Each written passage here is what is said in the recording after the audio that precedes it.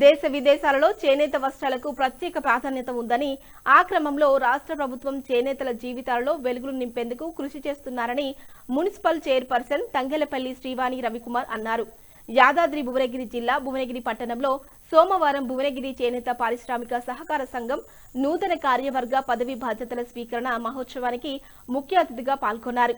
Municipal vice chairman పొతంశెట్టి మంజుల వెంకటేశ్వర్లు, పట్టణ నాయకులు సమక్షంలో నూతన అధ్యక్షులుగా ఎన్నికైన ఏలే సుధాకర్ మాట్లాడుతూ, చేతి వృత్తుల మీద జీవనం సాగించే చేనేతల మీద జీఎస్టీ తొలగించాలని ఈ సందర్భంగా డిమాండ్ చేశారు. భువనగిరి పర్యాటక కేంద్రంగా వృద్ధి చెందుతున్న క్రమంలో చేనేత వస్త్రాలకు విస్తృత ప్రచారం కలిగించి అందరి దృష్టిని ఆకర్షించే విధంగా వస్త్ర విక్రయాలకు అనువైన ప్రదేశంలో అవకాశం కల్పించాలని కోరారు.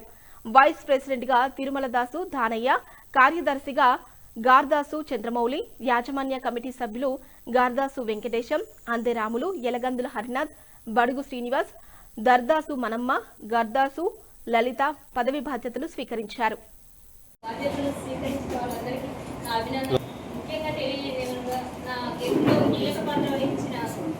పద్మశాలి సంఘానికి నా తరఫున ధన్యవాదాలు తెలియజేస్తున్నాను.